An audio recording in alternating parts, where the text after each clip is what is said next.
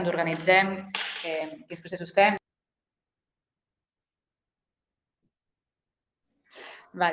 Volíem parlar una mica d'això i llavors vam pensar a la Guiomar, que la Guiomar està a la Junta de l'Observatori i és professor a la Universitat de Girona. Ella és periodista i ha estat molt de temps a Mèxic. No t'asseus allà, que sí, és que si no m'apuré. Perdona. I això, i llavors ara la Berta ens ha enviat un mail amb la seva web i ens ha compartit el seu llibre perquè el penjarem al model demà, amb les sessions registrades. I una mica volíem que t'expliqués això, no una presentació del llibre, però una mica com aprofundir en això i res, li he dit que parli. Ella m'ha dit, jo puc parlar molta estona, és professora a la universitat, però com dèiem, 50 minuts, una hora, així, i després fer una pausa i fer una mica de tancament del curs. Que són poquetes, a les últimes sessions hem estat poqueta gent, també fer una mica de valoració i això, i tancament, i comiat. Llavors, sí, jo no sé si hem de dir alguna cosa més així inicial. Bueno, sobretot per les que esteu aquí presents, però el tema de l'exposició, que si podeu anar dient si podríeu venir i què us sembla.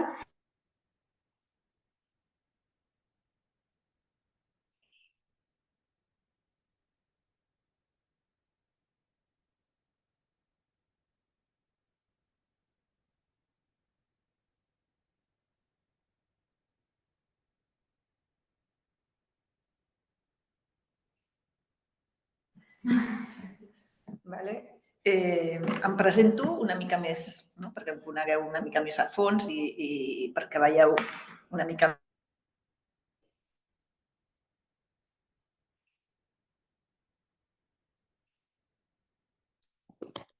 trajectòria, els meus interessos i el que primer, abans de res, vaig ser i ara soc professora universitària.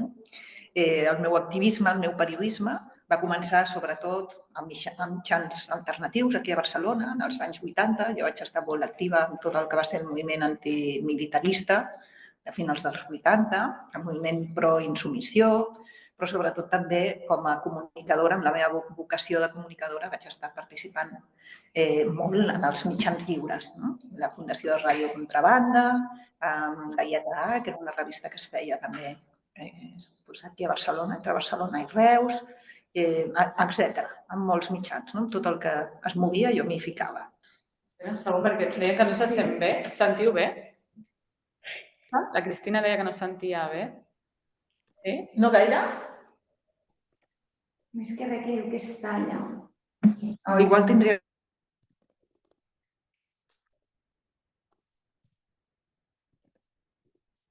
Això així, perquè com us miraré, perquè com les miro a elles, potser m'allunyo del micro. Tu sents bé, Clàudia?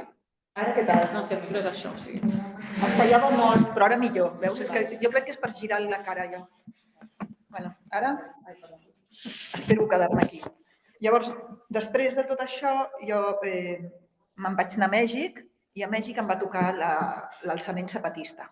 L'1 de gener del 94, jo estava a Sant Cristóbal de les Cases, vosaltres sou molt joves, algunes no tant, però la majoria, no sé si havíeu nascut, no? Llavors, allà vaig començar també a fer periodisme i activisme, d'una forma molt rellevant. I, per tant, la meva preocupació sempre ha sigut sobre com els moviments comuniquen, de quina manera sorgeix el moment, l'instant polític, que és sostingut moltes vegades des de l'activisme, estem sostenint moments de baixada i difícils en què costa fer entendre els temes i de cop i volta hi ha una espurna que fa que tot s'il·lumini i que aparegui el moment polític. Llavors, aquest moment polític és també un moment comunicatiu molt intens. Llavors, després de tota la meva trajectòria a Chiapas, on vaig escriure per molts diaris i també vaig participar activament i després vaig publicar un llibre que es diu Zapatisme, Zapata Vive, després vaig publicar un sobre les dones indígenes a Chiapas que es diu Mujeres de Maíz. I després vaig acabar l'acadèmia a la universitat, a la Ciutat de Mèxic, a la Universitat Autònoma Metropolitana, i allà vaig fer la tesi doctoral, el màster i la tesi doctoral sobre precisament el que havia viscut, que es diu es va publicar després en un llibre que es diu Zapatistas sin fronteras, las redes de solidaridad con Chiapas y el altermundismo. Llavors, la meva tesi doctoral i aquest treball es basa sobretot en l'experiència que jo vaig viure durant tots aquells anys i la importància que va tenir el zapatisme, el ZLN, aquest grup guerriller indígena que sorgeix al sud de Mèxic d'una manera absolutament imprevista, en fer les primeres connexions per internet. El primer, jo li dic, el primer tendido internacional, transnacional de grups dissidents i de gent i col·lectius que van ser solidaris amb el zapatisme. I d'aquí va sorgir també la potència del moviment altermundialista, el que coneixem com moviment de resistència global, que va eclosionar a Seattle el 1999, i veiem, el que jo veig una mica i el meu treball ha sigut com repassar quins han sigut els canvis en les formes d'organitzar-se i de comunicar dels moviments i dels projectes emancipadors al llarg d'aquests 30 anys, posem, que és una mica també els 30 anys del meu activisme i que té a veure també amb l'eclosió d'internet, l'extensió de les eines digitals pels moviments socials. Llavors, una mica és d'això del que us vull parlar. La classe és el dret a la protesta i, en certa manera, més que el dret a la protesta, el dret a la protesta no és un dret que estigui concedit, sinó un dret per apropiació, un dret performatiu. La gent es pren la necessitat de protestar i no espera moltes vegades ser autoritzada per protestar o tenir un dret al que recórrer i busca les formes de protestar. Per un costat tindríem com dret a la protesta les formes institucionals que garanteixen la possibilitat de protestar, com els repertoris d'acció més coneguts i que estan, fins i tot són els nostres drets, com el dret a la vaga, el dret a la manifestació, el dret a la lliure associació, però hi ha molts moments de protesta que tot això és insuficient. Llavors passem ja no tant al dret a la protesta, sinó a la protesta en si, l'acció directa. L'acció directa va més enllà del dret a la protesta i busca i obre noves vies mostrant la insuficiència de les vies institucionals per conduir els danys, els agravis i per mostrar-los. Llavors, això a mi em sembla que és clau entendre que hi ha dues vies. Hi ha la via d'un activisme que va sostinguent el moment i que va, diguem, en el procés de continuïtat de lo instituït, podríem dir, els processos de continuïtat de lo instituït, i hi ha un altre moment de l'activisme que és l'aconteixement. L'aconteixement polític que obre completament el ventall de possibilitats i les formes en què nosaltres podem veure i entendre el que està passant. I són moments d'eclosió. Evidentment, l'activisme formiga que va sostinguent les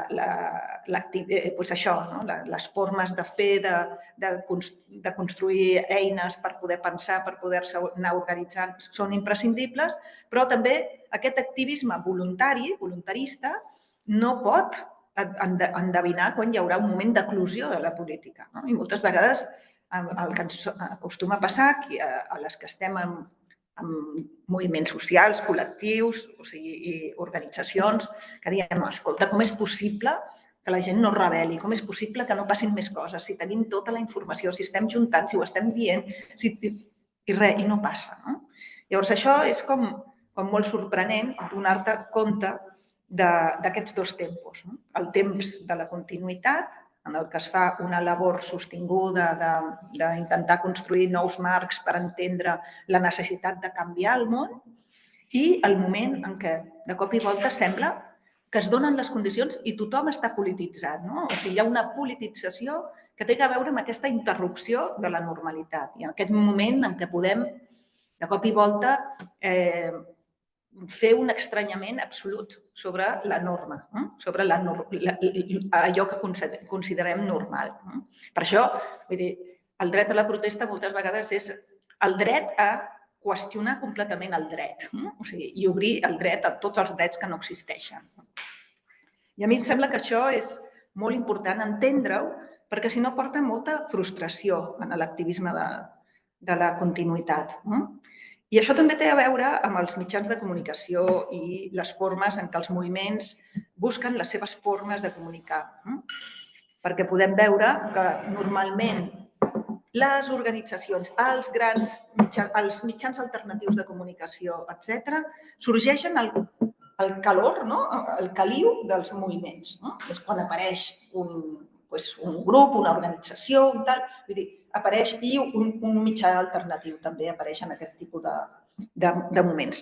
Però, i sembla que tot funcioni i que tot funcionarà meravellós.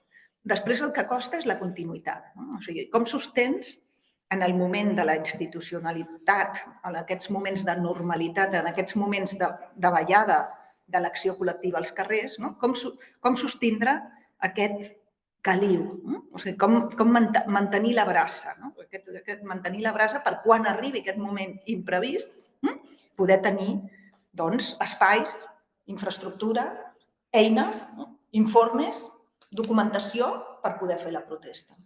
Però si us hi fixeu, és interessant i important entendre aquesta diferència. Per tant, una mica, tot això també ens porta a qüestionar què és un moviment social i en quin moment apareixen els moviments socials. Perquè no és el mateix una organització de moviment social que un moviment social, que el moment d'emergència d'un moviment social i aquestes formes d'emergència de l'acció col·lectiva, per això ens agrada més que de moviments socials, a mi m'agrada més parlar d'acció col·lectiva contenciosa, que són aquests termes acadèmics de la literatura anglosaxona sobre moviments socials, acció col·lectiva contenciosa perquè és una contienda, és una batalla, s'enfronten, generen moments d'impugnació de l'instituït, però moltes vegades la definició mateixa de moviment no és suficient, perquè de cop i volta diem això què és? És un moviment social? No ho és? Sens dubte és acció col·lectiva contenciosa, però l'acció col·lectiva contenciosa adquireix diferents formes. Sobretot en aquests últims 30 anys que us dic. Perquè abans estava molt clar, no? Moviments socials. Què són els moviments socials? Doncs el gran moviment social per excel·lència, el moviment obrer. També podem parlar dels moviments per la terra.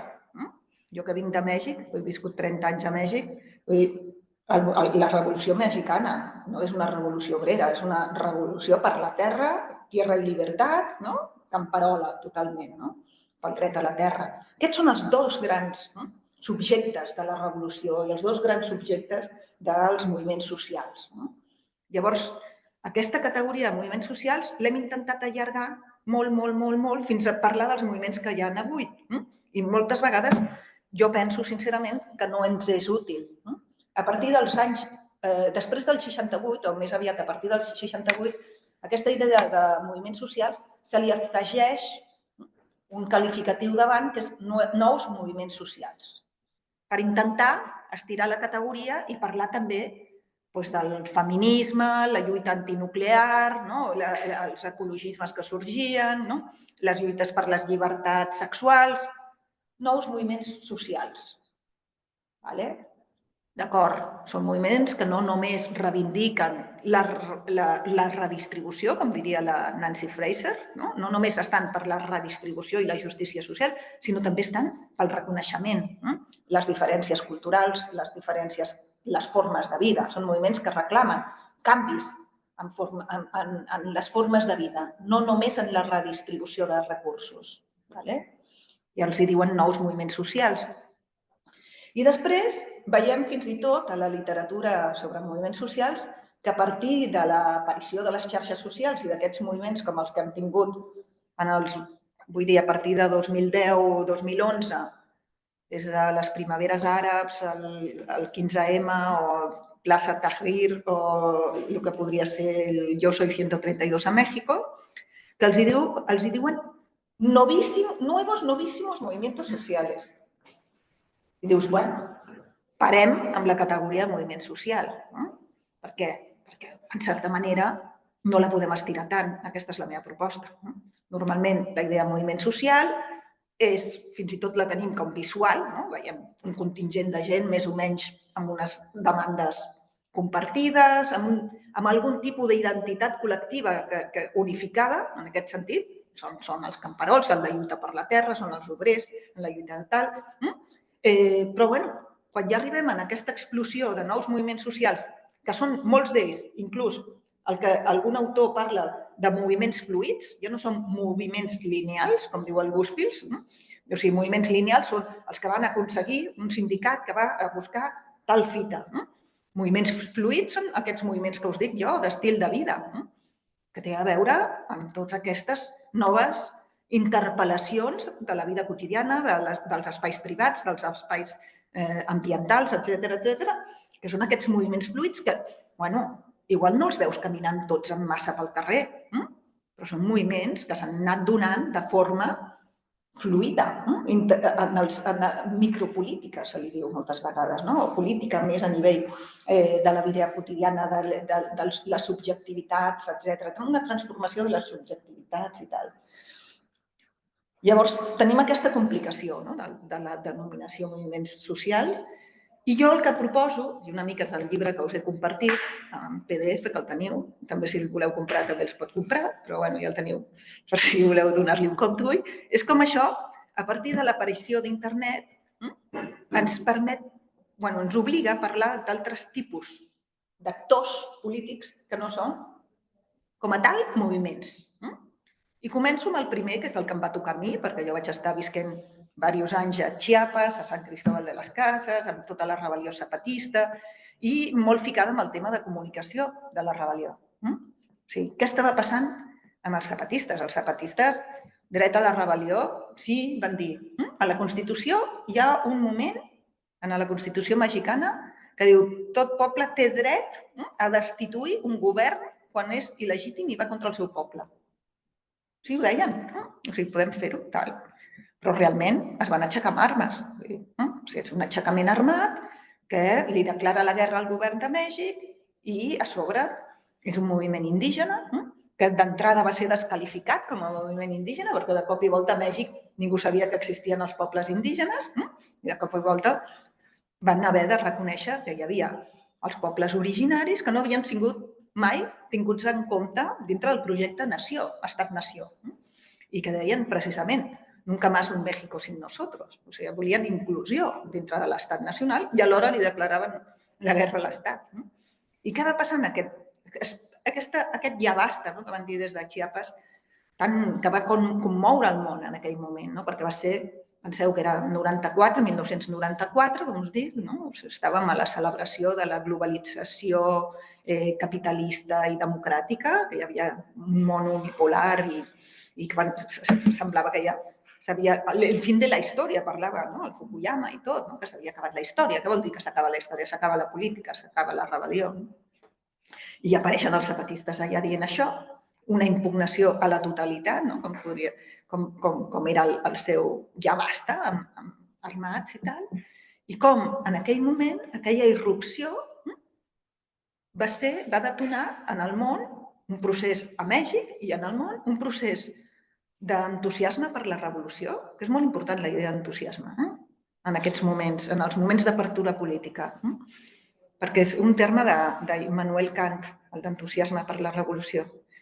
I és que el gesto d'aquests indígenes que ho tenien tot per perdre, que estan en les pitjors condicions de misèria, d'oblit, armats sí, però mal armats comparats amb l'exèrcit mexicà, però que s'atreveixen a dir tenim dignitat i és millor viure de peu que morir agenollats o morir de malalties curables, que era el que deien, això produeix una sorpresa tan al·lucinant que a tot Mèxic el que va passar va generar un moment polític. Això que us deia, el acontecimiento, l'aconteixement polític, el moment en què s'atura la normalitat, aquesta continuïtat institucional i s'obre la possibilitat de pensar què és el que estem vivint i de quina manera això ha de canviar. I això és un procés general, no és un procés motivat només per la voluntat d'uns quants que estiguin convencent els altres. I això va generar aquesta explosió a Mèxic que va portar a centenars de mils de persones als carrers a manifestar-se contra la guerra a Chiapas, contra l'extermini d'aquests pobles rebels. i contra aquesta ofensiva militar que estaven rebent. Però també va generar a tot el món un procés de simpatia al·lucinant. Jo estava a Mèxic, jo estava a Chiapas i jo vaig escriure com una boja, vaig trobar el sentit d'un periodisme, la importància del periodisme, la importància de comunicar, que feia la diferència en el sentit que jo treia la notícia del que estava passant fora de Mèxic, que tenia un control molt gran sobre els mitjans de comunicació, i efecte boomerang, no? O sigui, el que jo publicava aquí rebotava i tenia una influència en el que estava passant al mateix país i, a part, anava generant com tot un procés de simpatia, aquest entusiasme per la revolució, que va fer que es muntessin col·lectius de solidaritat amb Chiapas a molts llocs del món i moltíssims grups, organitzacions i tal, simpatitzaven i es van mobilitzar per dir ei, no volem que s'acabi, que es faci una guerra contra aquests pobles indígenes. I una altra cosa importantíssima en aquell moment, quin era el mitjà de comunicació que s'estava implementant i s'estava extenguent en aquell moment? Internet. O sigui, penseu que en el 93 és quan es genera la World Wide Web, la web, i s'extén. 94, nosaltres, com a periodistes, qui estàvem allà, i també les ONGs, el que estàvem era enviant la nostra informació encara per fax. Jo enviava les meves cròniques sobre el que estava passant a Chiapas des d'una cabina telefònica, marcant a cobro revertit, i dictant la meva informació, i hi havia algú de l'altre costat. O sigui, imagineu-vos, en 3 mesos estàvem fent servir internet. Va ser al·lucinant el canvi. Jo ho dic com a periodista i com a activista. Després d'haver estat aquí a Barcelona fent llistes de faxos quan enviàvem els butlletins de l'agència, l'ANA, Agència de Notícies Alternativa, que teníem. O quan fèiem llistes de correus i ens anàvem a trobades de comunicació alternativa a Amsterdam. I fèiem les llistes amb els telèfons, que ens sortia caríssim enviar un fax o materials. Enviaves la lletra, la revista i, els que te la pagaven, quina sort tenies, però moltes vegades no. Era complicadíssim. I de cop i volta teníem internet. I de cop i volta tots aquests col·lectius que estaven tan al·lucinats amb el que estava passant a Chiapas, perquè era molt sorprenent, semblava que ja la revolució havia quedat en el passat, totes les guerrilles centroamericanes ja estaven signant pactes de pau o ja estaven en altres processos, ja semblava totalment fora de temps que hi hagués una revolució. Llavors, Chiapas genera aquest procés i tothom es comença a buscar com connectar-se. I què era el que ens possibilitava en aquell moment connectar-nos? Aconseguir un mòdem, connectar-lo a la computadora, a l'ordinador, encara parlo una mica en mexicano, i fer xarxa. Llavors, amb el 94 és al·lucinant perquè en uns mesos, de cop i volta ja teníem, no sé, tot el món, o gent a tot el món connectada a través d'internet, interessada en la informació del que estava passant a Chiapas. Clar, penseu que era un altre moment històric, vull dir, geopolíticament, el de Chiapas era el més important que estava passant en el món. I era un problema de drets humans, era un problema que posava un tema molt important un altre cop, que us repeteixo. El tema no només de la redistribució de la riquesa, sinó el tema del reconeixement cultural i del reconeixement del colonialisme i del reconeixement del racisme. I a sobre, els zapatistes tenien en la seva estructura militar dones. Dones increïbles, com la major Ana Maria, que era el màxim grau dintre de la guerrilla, que va ser la responsable de l'ocupació militar de Sant Cristóbal l'1 de gener del 94. I era una noia que tenia en aquell moment la meva edat. L'he tornat a entrevistar ara, fa uns mesos, 30 anys després, pels 30 anys del zapatisme. I, llavors, tot això ressona, o sigui, les dones se senten interpel·lades per aquesta presència de dones dintre de l'EZLN, com les indígenes s'organitzen, fan una llei revolucionària de dones,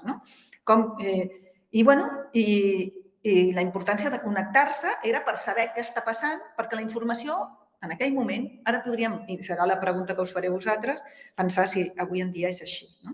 La informació era una forma, també, de poder fer alguna cosa, de poder detenir la barbàrie, la violència.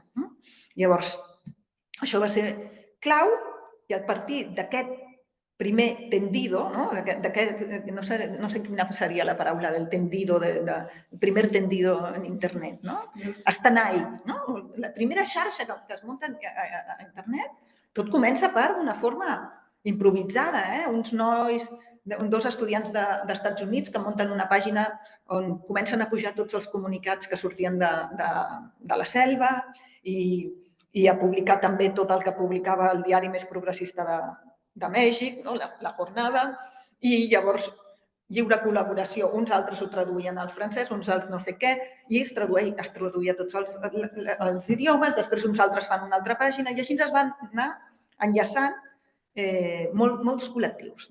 Llavors, una mica la pregunta que jo em feia és quin tipus de moviment social és aquest? Perquè per un costat sí tenim una guerrilla molt clarament formada per un exèrcit militar, sui generis totalment, perquè el zapatisme és inclassificable. Hi ha una estructura militar, però hi ha els pobles organitzats i que són les bases de recolzament de l'STLN, que realment és un poble en armes. I després tenim l'estructura militar guerrillera totalment jeràrquica. Això és un actor clau, però al voltant d'aquest actor clau hi ha un altre actor importantíssim, que és tota la societat civil mobilitzada i tota aquesta xarxa que es connecta entre si i que és capaç d'actuar concertadament. Això és el més al·lucinant. De cop i volta hi ha una violació de drets humans, hi ha una massacre no sé què i hi ha protestes a tot el món de forma simultània a través d'aquestes operacions d'informació. Compartir informació i compartir la possibilitat d'agència i d'actuació. Penseu que també en aquells anys creix noves formes de protesta, tot el que té a veure amb el hacktivisme, formes d'actuació, de protestar dintre d'internet, per exemple. Tot el que és desobediència civil electrònica, que ho elaboren uns col·lectius dels Estats Units, que és l'Electronic Disturbance Theater, i que després ho veiem que floreix en moltes formes d'activisme també que tenen a veure amb el món hacker, com podria ser tot el moviment del software lliure, però sobretot el que podríem dir també és totes aquestes estratègies dels criptopunks que després deriven en Wikileaks, també formes de filtració d'informació com una forma també de lluita social per donar a conèixer aquells secrets que el poder amaga. Perquè hi ha tota la reivindicació del dret a la privacitat dels ciutadans i alhora tot el contrari pels governs. Els governs han de ser transparents i per tant amaguen. Per tant, internet és una eina per anar donant a conèixer tot això. Llavors veiem que al voltant del zapatisme el que sorgeix és una xarxa absolutament heterogènia. Quan us deia moviment social, una identitat més o menys heterogènia, unes consignes més o menys clares de tots, etc. En canvi, el que veiem aquí és que hi havia des de pastores por la paz, o sigui, cristians, feministes, anarquistes radicals, catalanisme, aquí també hi havia, molt tal, grups per les diferents orientacions sexuals, no sé què, dones, hi havia de tot. Les First Nations també, de Canadà i dels Estats Units, no sé què, també cadascú interpel·lat per algun dels eixos de rellevància del zapatisme, també l'anticapitalisme, perquè ells van dir que s'aixecaven l'1 de gener del 94 perquè era just quan entrava en vigor el Tractat de Lliure Comerç amb Amèrica del Nord, amb Estats Units i Canadà, i deien que el Tractat de Lliure Comerç era un decret d'extinció dels pobles indígenes. Llavors, també, tot el que ja estava vinguent de 50 anys basta contra el Fons Monetari Internacional i l'OMC, també encaixa aquí. I el que veiem és això, com es va estructurant una xarxa. Doncs això, jo dic, això no és com a tal un moviment social. No podem posar-li nuevo, novíssimo, nuevo, o tal, no? Dius, no, això és un altre tipus d'actor social propi de la societat de la informació o de l'era digital. Això és una xarxa activista. Hem tingut xarxes activistes moltes vegades al món perquè sempre n'hi ha hagut aquesta capacitat de l'activisme de ser internacionalista, però avui en dia, o a partir de finals dels 90, el que veiem és això, l'activisme és transnacional, evidentment, i fa xarxa. I per què és una xarxa activista? Doncs perquè hi ha autonomia absoluta de cada un dels nodos. No pel fet d'estar vinculats o d'estar defensant els zapatistes, s'ha creat una unitat d'acció, una única plataforma. Inclús es va discutir en algun moment, no, fem una única coordinadora. No, això no, perquè els d'aquí no volien juntar-se amb els d'allà ni tal, però sí volien tots defensar el que passava, això, els drets humans a Chiapas i impedir una solució militar. Llavors això és clau per entendre aquestes noves formes, que per vosaltres ja no són noves perquè ja heu nascut en elles, però que l'activisme avui en dia és xarxa i és xarxa transnacional. I hi ha una capacitat tremenda d'aprendre d'aquí, d'allà i de tot arreu. I d'agafar les eines, perquè això és el més interessant, no? O sigui, i això es va anar veient com a partir del zapatisme es van formant després més xarxes, no? Per exemple, Via Campesina, importantíssima.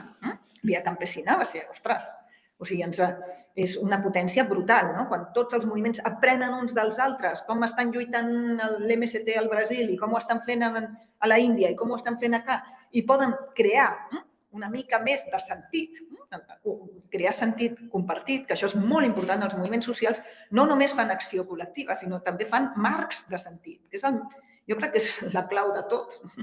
Per això m'interessa tant la comunicació. Perquè quan canvien els marcs de sentit, quan entenem col·lectivament el que ja no pot, ja és injust, doncs això cau, o hauria de caure. Llavors, per això els diem xarxes activistes, un nou tipus d'actor social capaç d'actuar concertadament, simultàniament a molts llocs i sense necessitat d'això, de crear unitat ni de crear una identitat col·lectiva. I ja et dic que en el cas de Chiapas anaven a Chiapas, o sigui, hi havia també presència, moltes vegades s'ha despreciat aquesta idea de xarxa, perquè és com si dintre de l'activisme més clàssic, no, és que tot el que té a veure amb la xarxa sembla com si no fos real. A poc a poc hi hem anat veient que sí, que tot és real, que en el fons ja veurem amb els nous actors col·lectius que apareixen més endavant com la dimensió online i offline són simultànies i moltes vegades ja no podem parlar de coses separades, sinó d'una dimensió on live. O sigui, les accions i les protestes passen alhora en els cossos i en les ments. No podem fer la separació cartesiana de cos i ment. O sigui, a les xarxes i alhora als carrers, en els processos simbòlics i alhora en els processos, diguem, més físics. Llavors, com veiem, amb el zapatisme es va crear aquesta primera red xarxa transnacional i immediatament, en el 99, tenim l'eclosió del moviment per la resistència global, aquest moviment que sorgeix a Seattle el 30 de novembre del 99, a la reunió del mil·lenni de l'Organització Mundial del Comerç, i aturen, fan impossible la reunió del mil·lenni de l'OMC, amb una mobilització brutal, i un altre cop, el que veiem als carrers no és un moviment social com a tal, sinó que veiem la diversitat absoluta posada en escena. O sigui, hi ha des de grups disfressats de tortugues, fins als sindicalistes de sempre, fins a les dones, fins a les amigues que surten juntes. Hi ha una diversitat i una dispersió molt gran. I una cosa molt important, tota aquesta potència agregativa d'aquestes xarxes activistes generen noves eines de comunicació. A Seattle apareix el que és la primera plataforma de red social, que és Indymedia, i que s'expandrà a molts llocs del món, que és un espai web col·laboratiu. Ja després veurem Facebook, Twitter i tot això que han creat les grans corporacions, però en el fons era la possibilitat dels moviments socials o de les protestes socials de no dependre ni de les televisions ni dels diaris per existir. Perquè una de les grans coses que jo també he estudiat molt és la dependència absoluta dels moviments socials de la visibilitat mediàtica. Perquè tota acció política requereix visibilitzar, requereix comunicació. I el que normalment ha passat, i està estudiadíssim, hi ha molts estudis molt interessants, de què acostuma a passar quan hi ha protestes. I hi ha un Dieter Ruch, que és un autor, es dedica a veure protestes a tot arreu del món i veure què fan les televisions. I què és el que fan normalment? Omissió. No existeixen. La omissió mediàtica és tremenda. Era la pràctica habitual abans d'internet. Vull dir, era la pràctica, no existeix. Llavors, aquest moviment, aquesta protesta que s'ha fet a no sé on, no sé què, no sé quantos, doncs no ha sortit a la tele, no ha sortit al diari. Adéu, aquí no ha passat res. I llavors aquesta captura dels mitjans de comunicació sobre el moviment social té un impacte molt gran en el fet que els moviments llavors reaccionen davant d'aquesta invisibilitat. I el Dieter Rutsch parla de 4 formes de reaccionar davant de la invisibilitat mediàtica, que també la podríem veure avui, tot i que tenim les xarxes per comunicar. I diu, la primera és abstenció, la segona és acció, l'altra és acceptació i l'altra és alternatives. Vull dir, l'abstenció és passar absolutament de que no apareixes en els mitjans de comunicació i tu fas la teva. Un cas d'aquests podria ser el que va passar després amb el zapatisme, que van muntar els seus municipis autònoms i van seguir fent, organitzant la vida quotidiana i construint un projecte d'autonomia al marge de que ja no apareixia a la tele. Per exemple, això seria una forma d'abstenció. L'altre és l'atac, i l'atac és sempre el moviment social, per fer-se visible, busca repertoris d'acció més contundents, més violents. Per què? Perquè la violència garanteix aparèixer en els mitjans. Però això és molt perillós alhora, perquè captura el moviment en la imatge del moment en què cremen els contenidors. Jo ho he estudiat això a Mèxic i, evidentment, està protestant el sindicat d'electricistes durant mesos i mesos i mesos. El dia que cremen un camió, aquell dia surt la foto i ja no són sindicalistes, són vàndalos.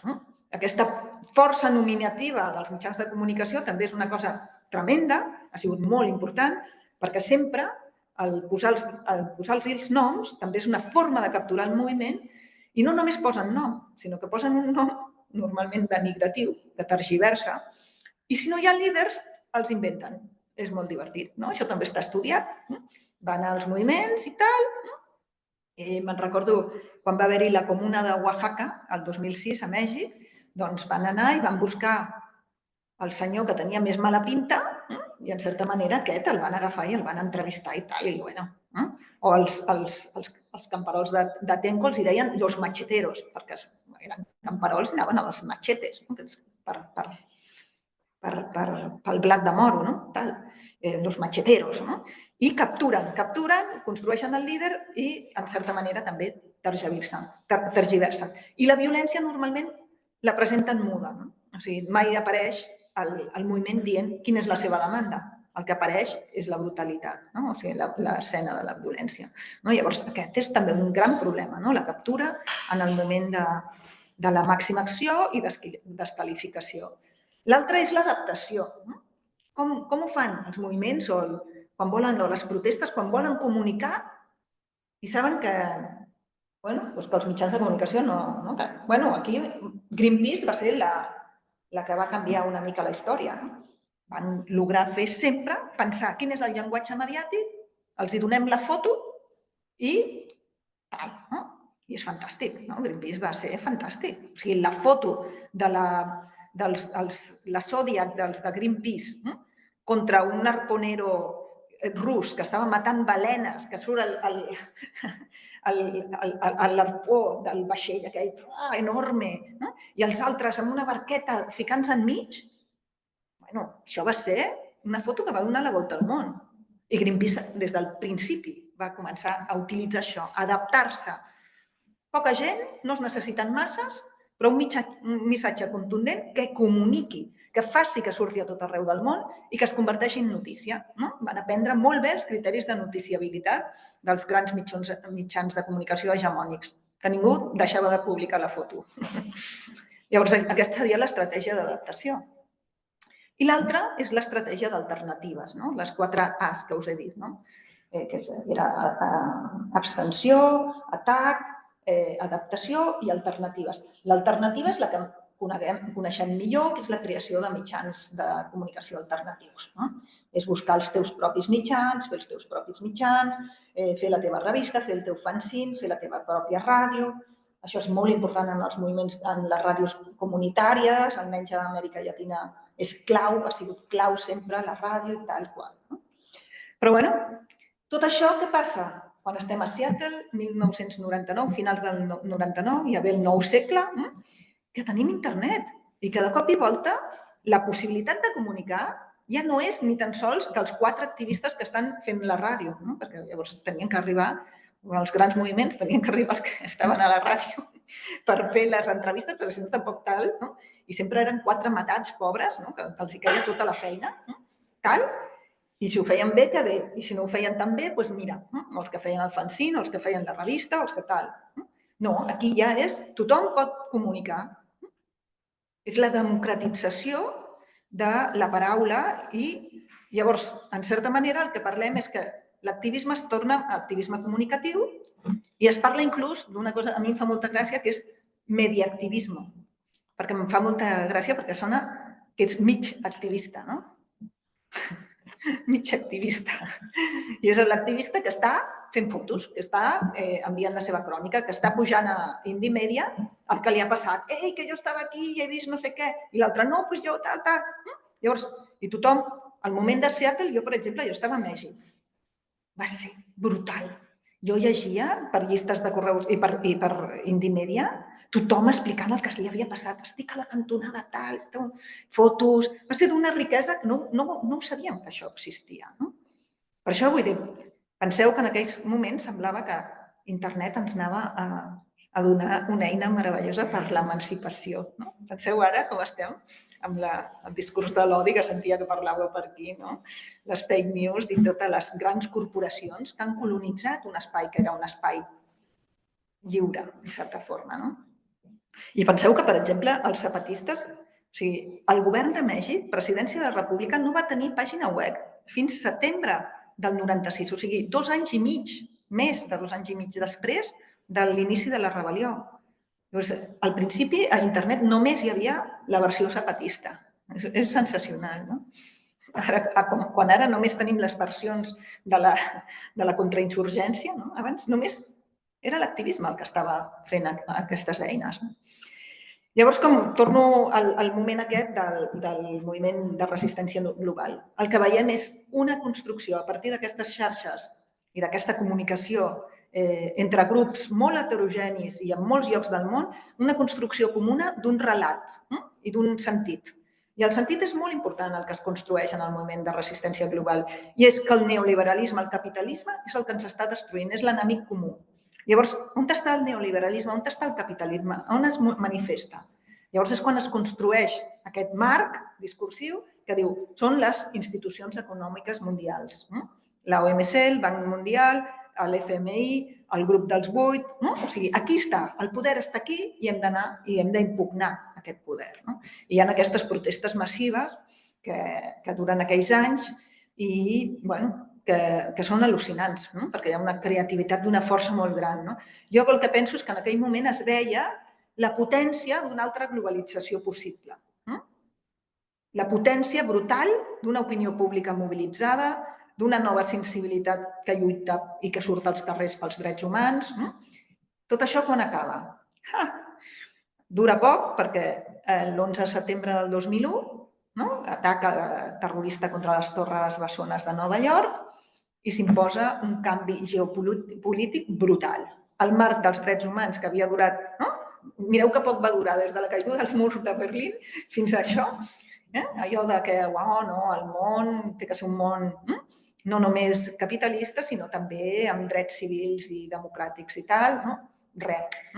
Amb l'atac a les Torres Bessones, als Estats Units declara, com sabeu, el marc securitari es posa per davant de qualsevol proposta democràtica, hi ha una persecució i estigmatització total de les dissidències i del perill nacional i què veiem?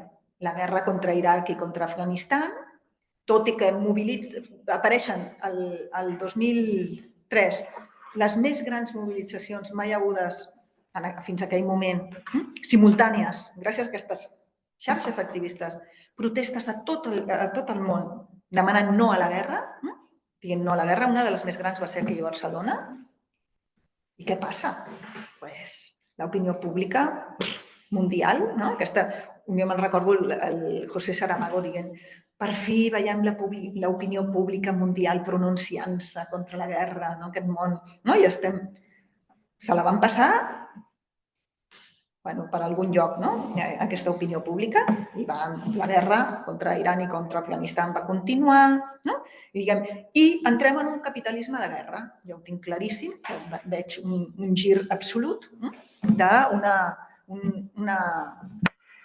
un gir contrainsurgent davant d'aquesta possibilitat, d'aquesta potència que s'estava desplegant en el món d'una altra globalització possible, que era la globalització, podríem dir, dels drets humans i la globalització democràtica, més de la ciutadania.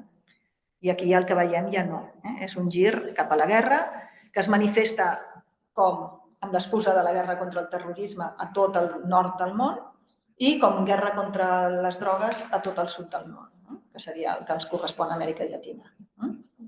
I amb això veiem una caiguda absoluta d'aquest cicle, un final de cicle, del cicle del termundisme, diria jo. Però llavors què veiem també?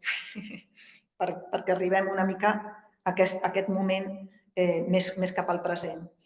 Doncs que a partir del 2010, primer hi ha les revelacions d'Edward Snowden importantíssimes del que està passant amb aquestes noves eines de la comunicació i del món digital.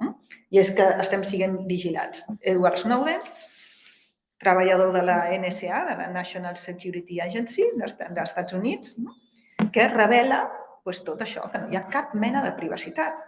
I tenim també Wikileaks, que també ens mostra tot el que el poder amaga i tot el cinisme absolut d'aquests governs que avui en dia estan operant suposadament per la seguretat i que no estan vulnerant totalment els nostres drets. Tenim això i a partir també dels cables de Wikileaks hi ha una crescuda molt forta d'un grup hacktivista, que és Anonymous, que no és un grup ni és un moviment, és una xarxa activista, Anonymous, fent difusió del que estava passant a Wikileaks i, a part, ajudant a Wikileaks i en contra de la criminalització de Wikileaks. Immediatament, Tunísia, la primavera àrab, també molt influïda pels cables de Wikileaks i del que estava fent com es diu, el que estava allà, perpetuat en el poder, contra el seu governant, un governant que era un autòcrata. I veiem la primavera àrab, que està ja primer a Tunísia, però es contagia per tot arreu. Per què?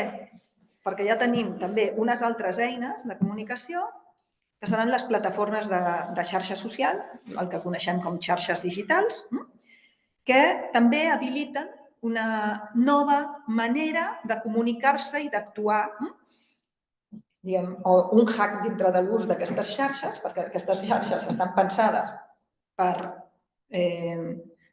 fer negoci, són propietats de corporacions molt amples, molt grans, s'han convertit en les empreses tecnològiques, són les principals empreses del món, però la gent troba en aquests espais d'autocomunicació de masses, com diu el Manuel Castells, diu, no, abans teníem comunicació de masses, que era la tele comunicant a les masses. Ara tenim autocomunicació de masses, les masses autocomunicant-se entre elles. Aquestes eines d'autocomunicació de masses permeten també un nou tipus d'actor social que pren als carrers, un nou tipus d'acció col·lectiva que no és tampoc un moviment social, tampoc és una xarxa activista, sinó que és una multitud connectada. Jo crec que és molt important distingir com a una forma d'acció també la multitud connectada. De cop i volta hi ha un element que és un detonant que fa que moltíssima gent es senti interpel·lada i surti als carrers i es generi un procés d'indignació viral i brutal. I la gent va ja no mediada per la seva organització, a la que pertany, pel seu grup activista, ni pel seu col·lectiu, sinó és moltes vegades una acció més individual i sense mediacions, que qüestiona molt el tema de la representació. Diu, no, a mi no em representa ningú, no vull anar darrere de cap pancarta, però jo faig la meva pancarta i surto al carrer amb allò, a la merda no sé qui, fuera Amazon. Llavors, això què és? Són multituds connectades i és interessantíssim veure com aquest fenomen s'extén per molts llocs. O sigui, a Mèxic es va donar, evidentment, amb el Yo Soy 132, aquí ja ho coneixeu amb el 15M, i genera tot un procés de politització. Allò que us deia, un moment d'interrupció de la normalitat, que dius, per què no havia passat abans? Per què no va passar després? Per què no ho vam provocar nosaltres, els que estàvem més en els col·lectius organitzats, en els moviments socials, més tal? I de cop i volta veiem la plaça Catalunya plena, o de cop i volta veiem el Zócalo. A Mèxic va ser al·lucinant perquè va començar amb una institució privada d'educació, una universitat privada, la Iberoamericana. I tots els que estàvem a la universitat pública, jo estava en una universitat pública, dèiem, però com pot ser que els pijos siguin els que inicien la revolució, no? No pot ser. Llavors, però bueno, de cop i volta van convocar i érem milions, no? No sé si eren milions, però eren mils i mils de persones indignades, sortint al carrer, reclamant què?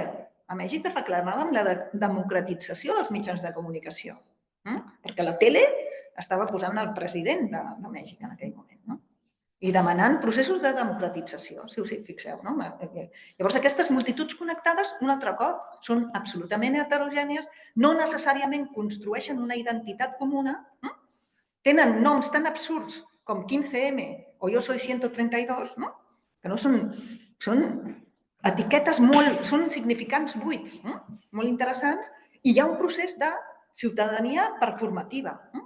O sigui, jo no sóc un ciutadà perquè no em reconeix l'Estat com li importa una merda el que jo pensi, però jo actuo com si importés i surto al carrer i dic el que penso i m'organitzo i tal. Llavors, és ben interessant aquestes noves formes de ciutadania performativa, inclús en llocs on no hi ha ciutadania, actuant com si importés el que tu diguessis i tal, i aquesta agregació tan interessant on es va produint també una nova sensibilitat política que és diferent a la dels moviments socials, diguem, aquests clàssics dels que veníem, que era tot molt més programàtic, es tenia aquí les 6 demandes del moviment, tal, aquí el programa, aquí no sé què, aquí el líder que us dirà què hem de fer, tal, i aquí el discurs que ens unifica. I de cop i volta no. El que veiem és una proliferació de veus, la importància de l'experiència encarnada, la importància de la veu de qui està patint les situacions. I el que veiem en aquests processos, llavors, d'aquestes multituds connectades, per anar una mica ràpid perquè ja veig que m'estic passant, és, jo dic, una reivindicació també d'un tercer espai, que ja no és estem a l'espai públic i l'espai privat, sinó un espai, se li dona una importància enorme a la reflexió sobre allò comú, el món comú, els comuns, el procomú, com ho vulgueu dir, hi ha una reflexió enorme que l'Observatori d'ESC n'ha fet molt, d'aquesta reflexió, i hi ha un esborrament entre allò públic i allò privat. O sigui, no és només important el públic, sinó, què passa amb les cures? Què passa amb la reproducció de la vida? No és només l'espai de la producció el que ens importa, no, al revés. O sigui, de quina manera... Llavors, el que veiem aquí és una deriva cap a una sensibilitat feminista. Per això, la següent onada, que ve després de les multituds de les places, és la gran onada de les multituds connectades feministes, perquè es va produint aquesta nova sensibilitat, aquest nou lloc de la distribució de les veus. Cau, d'alguna forma, la possibilitat...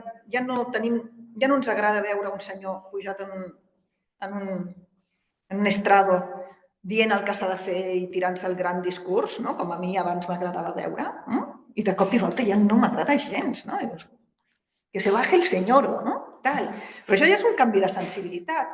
Llavors, el falogocentrisme, que és el discurs superarticulat, lògic, ben dit, del falo, d'un personatge masculí, que normalment és un lideratge masculí, no té per què ser sempre masculí, però és un lideratge que encarna el patriarcat, en certa manera, que té la paraula, que és organitzat, que diu el que s'ha de fer, que diu el que està bé. Això es destrueix d'alguna forma i apareix aquesta multitud de veus. Multitud de veus i distribució de la capacitat d'agència molt més i de l'autorepresentació. Llavors, això em sembla molt interessant perquè hi ha una búsqueda de l'autorepresentació, una búsqueda de la pròpia experiència, de la diversitat d'escoltar els marges. Amb això també el feminisme es torna també un feminisme interseccional, molt important, en aquest procés de donar espai a les experiències encarnades ja no des de la ventrilòquia de qui pot parlar per l'altre, sinó al revés. I llavors veiem les multituds connectades feministes, que jo, perquè vinc d'Amèrica Llatina, veig 2015 amb un hashtag, apareixen també en aquestes xarxes socials privatives horroroses, que són tòxiques ja, perquè ja s'han tornat tòxiques a 2015, ja estan plenes de bots, de manipulació, ja tenim Cambridge Analytica fent comunicació política i màrqueting digital diguem, des del costat del mal, robant dades de Facebook i perfils de més de 50 milions de persones. Veiem que en aquests espais, tot i això, apareixen hashtags i formes d'autoorganització que permeten una quarta onada del feminisme que fa un ús intensiu de les xarxes. Hashtag ni una menos, surten centenars de mils de persones als carrers contra el feminicidi a Argentina, generant una potència també, una multitud connectada impressionant que a part es contagia a tota Amèrica Llatina. És molt divertit i també salta a altres continents. Vull dir, ja l'hem vist, ni una menys, ni una més, etc. Amb això segueix aquesta sensibilitat contra les violències sexuals. Apareix el hashtag MeToo, que ha estat... El meu últim llibre és sobre això, es diu Me Too, la era de les multitudes conectades feministes, està a l'editorial Bella Terra, un petit anunci. I aquí el que veiem també és això, la possibilitat de conèixer una experiència mai dita, que és com, des de cada cos singular, des de cada persona singular, podem haver experimentat una violència que mai s'ha parlat com a tal i que hem de començar a reconèixer per poder ser capaces d'aturar-la o, com a mínim, de fer-la conscient i, per tant, refusar-la. I aquí el que veiem és això, noves formes d'acció política. Aquí jo parlo, per exemple, en el hashtag el MeToo, per exemple, és una acció política, acció directa digital, perquè, és acció directa, per què? Perquè no. Seria acció normal i institucional anar a un jutjat o anar a un grup d'atenció a la violència o anar... No, però és saltar-se totes les tranques i exposar en un espai, diguem, un espai hostil, un espai estrany, un espai obert que no se sap què és, si és públic, privat i tal, exposar un dany i a sobre rebre una resposta. Com és possible que la gent faci això? Doncs perquè hi ha una comunitat d'escolta que ja s'ha format com a tal. Hi ha una factibilitat del ressò de les teves paraules. I és el jo te creo i és el hashtag MeToo, la resposta de jo sí te creo, jo tal, i que permet una agregació. I llavors, i contra tot això, evidentment, el que hem vist en tots aquests anys és a cada moment que us he explicat d'aquesta llarga evolució de la comunicació i la protesta, a cada moment una estratègia brutal de contrainsurgència, aprenent de les mateixes eines d'aquesta innovació en la comunicació i la protesta dels moviments socials per la contrainsurgència. Jo parlo de contrainsurgència. Avui en dia ja és extrema dreta organitzada, amb moltíssims diners al darrere, però durant el zapatisme la Rand Corporation va fer un informe dient la guerra...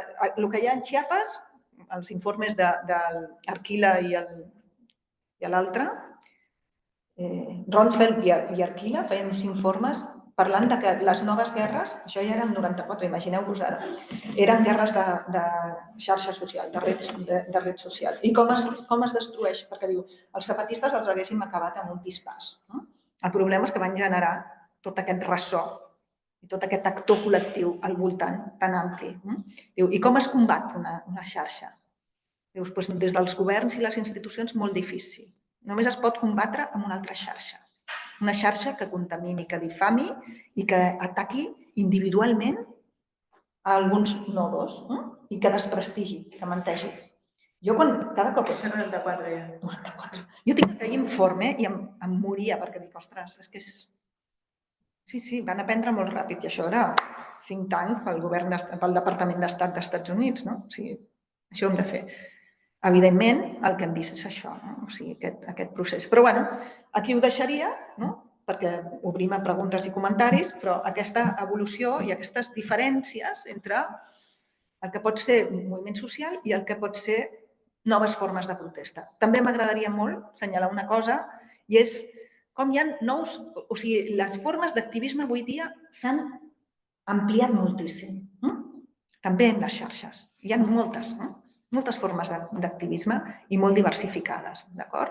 I podem trobar un altre cop aquests activismes fluïds, que poden ser a vegades iniciatives d'instagramers, d'influencers i de tal qual. Jo tinc una amiga que ha fet un article sobre instagramers pel clima, o sigui, pel tema climàtic, i que són coses que per qui ve d'un activisme més organitzat i més tal, ens semblen, escolta, això quina rellevància pot tenir? Però, bueno, són també canvis culturals que van fent mella i que arriben amb altres llenguatges a les noves generacions. I a mi em sembla que és molt important que no tinguem prejudicis a l'hora de jutjar-los i que veiem també com l'amenaça ens està arribant d'allà. O sigui, l'amenaça és la formació de quadros per fer TikToks i per fer youtubers i per fer tal des de les extremes dretes i des dels discursos de l'odi, que poden calar molt fons en un públic molt jove i que encara està buscant referents. I nosaltres fem un tipus d'activisme, o es fa un tipus d'activisme pensat per un altre àmbit. O sigui, com podem entendre també aquest lloc de les xarxes, en aquest espai tan contaminat, tan híbrid, tan mixta, tan difícil. I aquí ho deixaria perquè ja m'he allargat molt. Sí. Moltes gràcies, sí. Sí, no sé, ara si teniu comentaris, preguntes, aquí veig que hi ha... Sí, al chat hi ha una pregunta de Julián Martínez que diu: encantadora conversación. Tal vez me gustaría, si es posible, reflexionar sobre ¿dónde está el pacifismo? ¿Se puede hacer protestas sin violencia? Recientemente he leído este libro sobre cómo dinamitar un oleoducto para pensar sobre la protesta en relación con el cambio climático. Y mi conclusión es que era necesaria una acción de protesta contra los bienes, pero no contra las personas. Entonces me hacía pensar sobre el pacifismo o la no violencia. Igual hoy toda la... Perdón, que me prendo. Sí. Igual hoy toda la guerra de Gaza me hace pensar mucho por qué no ha tornado el pacifismo y no sé si exista detrás como un velo de discriminación que imposibilita reunirnos sobre el pacifismo. Me explico, de aceptar al otro, al musulmán, al migrante. Y esto finalmente me lleva a la última reflexión o pregunta. ¿Cómo unir las fuerzas de diferentes movimientos sociales, el ecologismo, el feminismo, el sindicalismo y el que puedan parecer contradictorios? Wow, Julián, esta es la pregunta del $1.000.000. No, pues no tengo mucha respuesta. Lo que sinceramente sí creo es que los medios son los fines. Yo cada vez estoy más convencida de eso, ¿no? Entonces... Los medios son los fines. Sí. O sea, por eso me gustan mucho los movimientos prefigurativos, o sea, en el sentit de que són moviments que prefiguren el mundo que queremos. No pots començar el mundo que queremos y en este mundo no sobra nadie, es la otra. Pero bueno, esto ya son entrar en opiniones personales, ¿no? Creo que uno de los problemas que tenemos muchas veces es generalizar, ¿no? Yo creo que cada caso concreto amerita su análisis y su estrategia. El problema moltes vegades és que busquem implementar una tàctica, una estratègia com si sempre funcionés aquesta estratègia. I moltes vegades no. Hem de pensar el cas concret en el moment concret i veure en aquell moment què es pot fer. Perquè jo puc parlar de pacifisme ara en aquest moment aquí, però en una altra circumstància potser no puc parlar de pacifisme. Llavors, les grans etiquetes jo crec que cada cop ens serveixen menys, que hem d'actuar sempre tàcticament.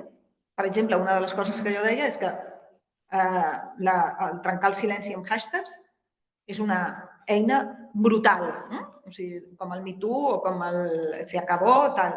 Molt important, brutal, però tampoc pot ser l'eina. No pot ser l'eina.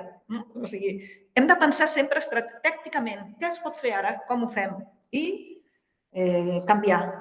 En un món tan violent com el que vivim, evidentment jo i per la meva edat, evidentment, estic contra tota forma de violència, però alhora que entenem per violència, no? Imagina't el que està passant a Gaza, això és violència, no? No ho sé. No tinc molta... I bueno, la forma en què els moviments logrin unir-se serà quan aparegui aquest moviment, el moment polític, l'aconteixement polític en què ens permeti també unir-nos. I s'han de construir ponts, però no sabria contestar més que això. No sé vosaltres què en diríeu. Merci, Cristina. Veiem el teu comentari també. No et preocupis. Perdoneu, Cap problema. Sí que em venia al cap com que segurament no ho sabem i cada cas és diferent, però aquest moment d'eclosió, per què es produeix?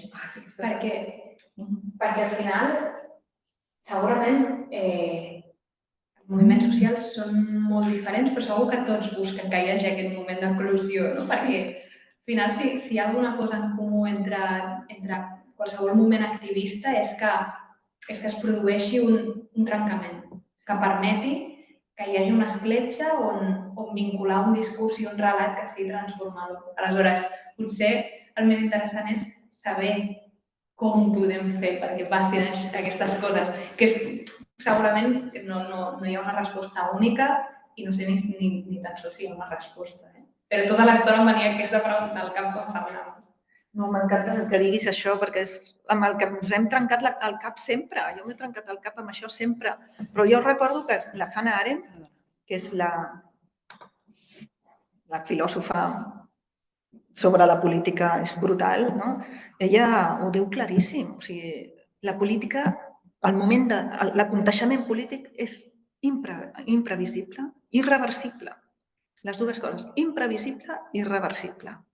És molt fort. O sigui, i totes les ciències socials que s'han dedicat als moviments socials han estat pensant com es podia preveure. Clar, a posteriori ja ho dius, mira, no, sí, el 2008 va haver una crisi i no sé què, i després va passar tal, i per això el 15M, molt bé, a posteriori. Vale.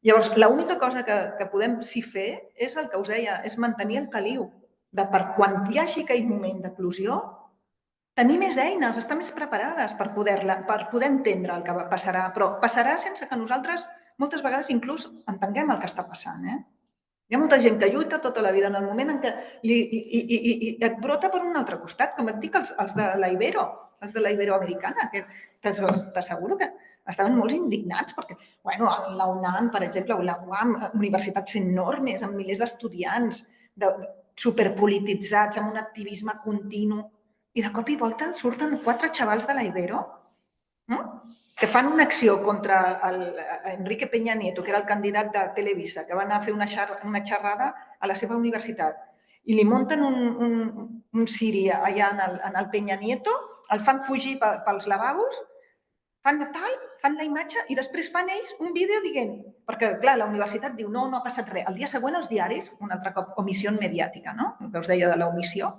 els diaris posaven éxito de Peña Nieto a pesar de intento de boicot.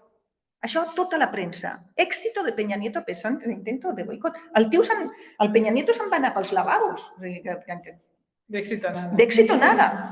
I a part deia que els revoltosos que havien estat allà no eren estudiantes de la Ibero, eren infiltrados i acarreados de López Obrador. Llavors, què van fer ells? Una altra estratègia de xarxes.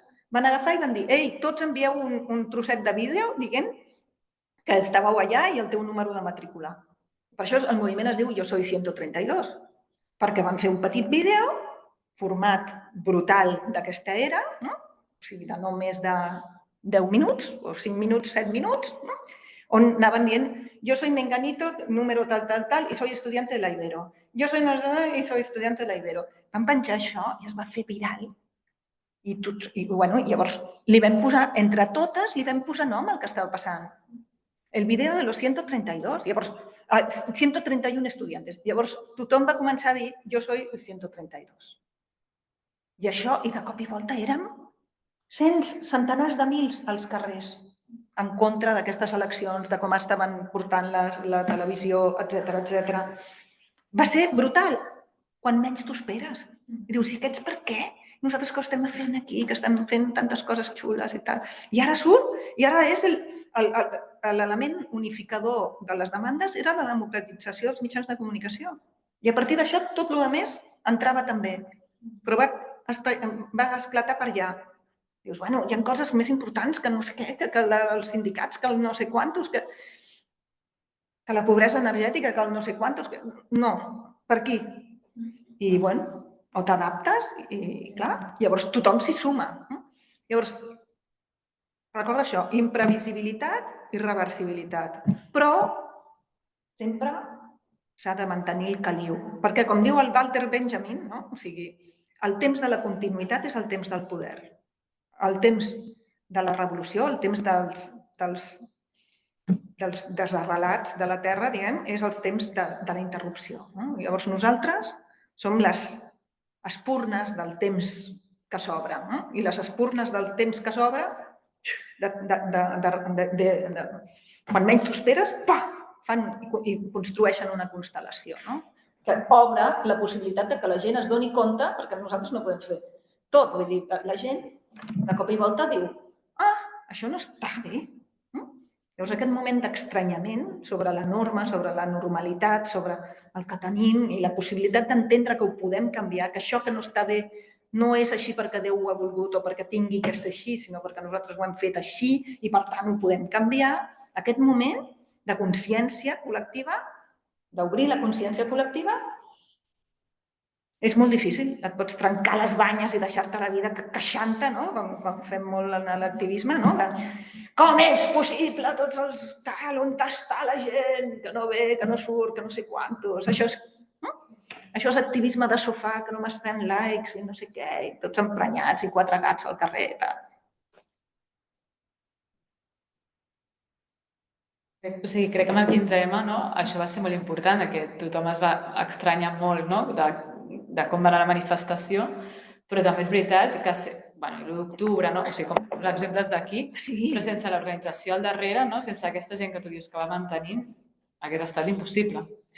O potser s'hagués quedat en allò, com en un moment d'eclosió, però si no hi hagués hagut algú que s'encarregués que a les assemblees de Plaça de Catalunya hi hagués megàfon, bafles, infraestructura, tota aquesta part, això sí, és la meva opinió personal també, que si no hi ha una organització al darrere, això no xuta. I després, el 15M al final va acabar guanyant la desorganització, com es va criticar justament les organitzacions que estaven allà,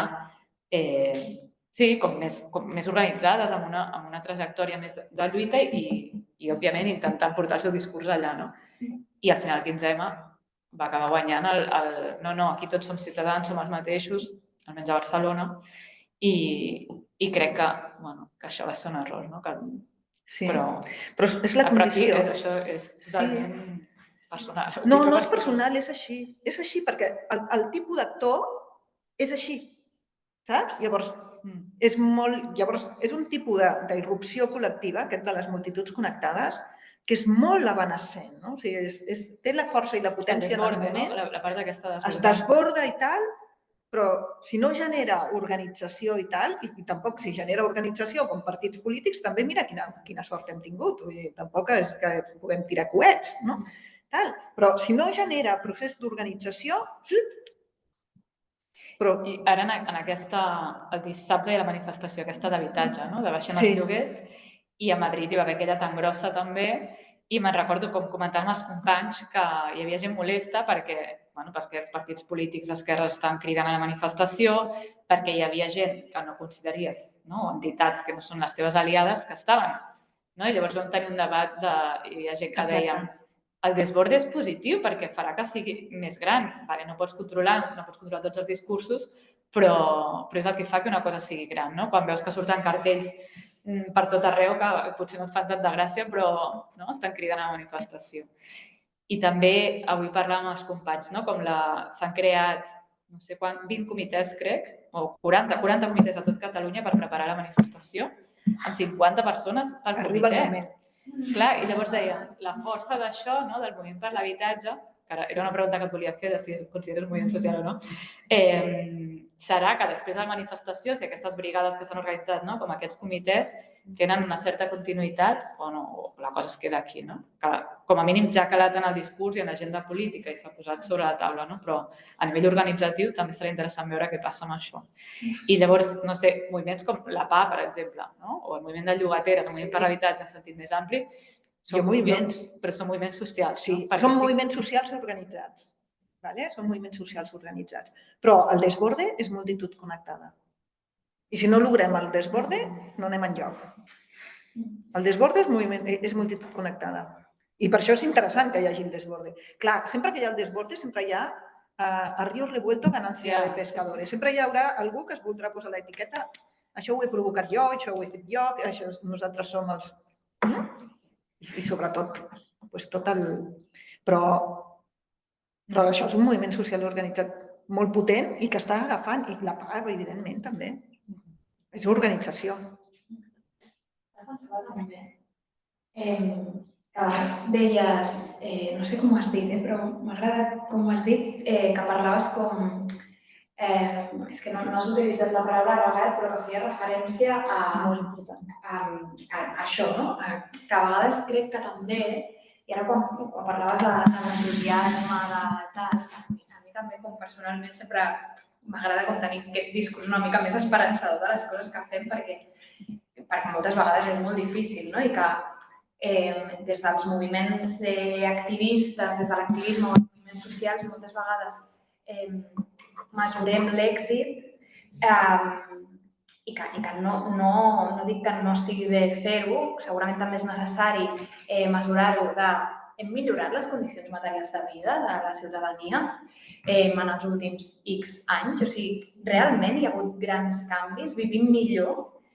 Moltes vegades és que no, o que no tant com ens agradaria, però aleshores abans quan deies això d'aquesta incidència del relat i d'aquesta irreversibilitat d'aquests moments d'eclosió, que potser a vegades també hi ha altres elements que es poden mesurar, no? I que potser s'han situat temes a l'agenda o ja donem que potser no estem en un moment, diguéssim, que generin grans canvis o que generin canvis per la via institucional o per la via formal, però que ara com a mínim ja els posem menys en dubte. Penso en el cas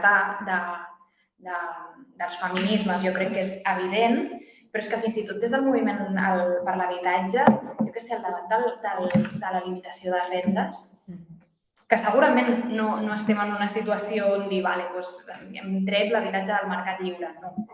I probablement costarà molt si és que algun dia passa, però com a mínim hi ha com aquestes coses que potser no es mesuren tant des d'un punt de vista molt material, però que hi ha altres elements que sí que s'aconsegueixen perquè hi ha una cosa constant, més enllà de l'eclosió.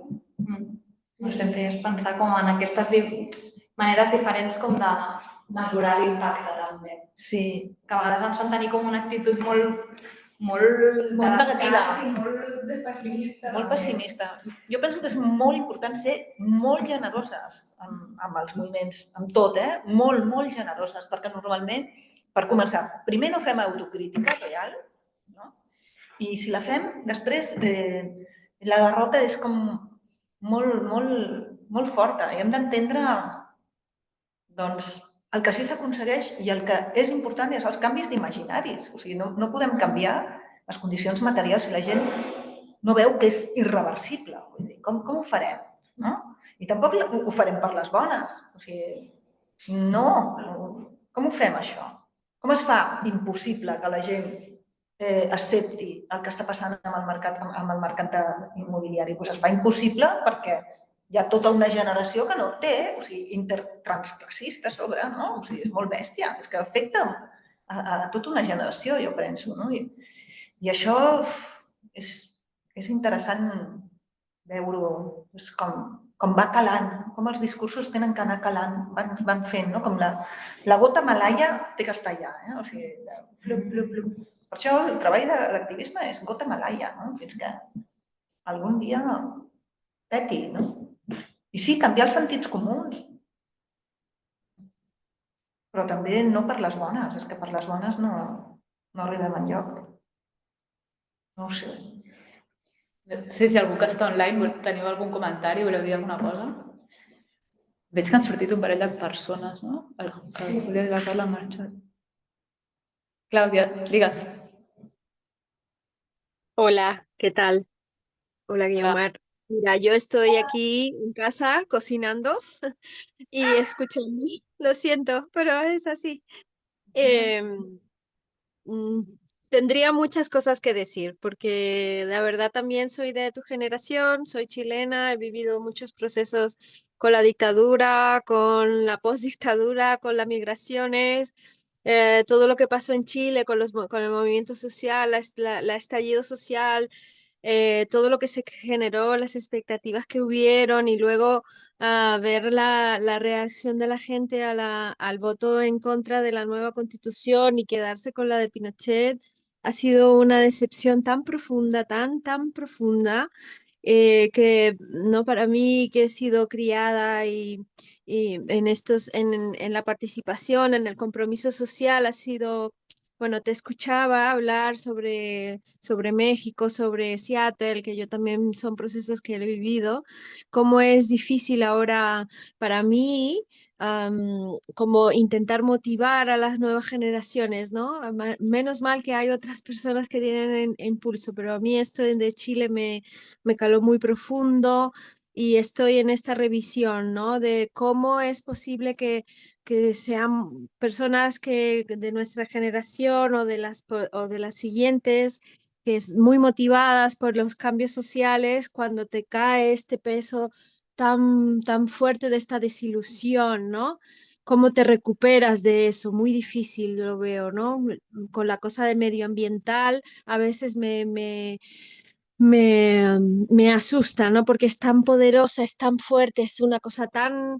Antes era como derechos sociales, pero esto es como la ecología, el planeta, cómo se está yendo al carajo y cómo me cuesta a mí como ponerme en esa situación de decir, vamos, luchemos, ¿no?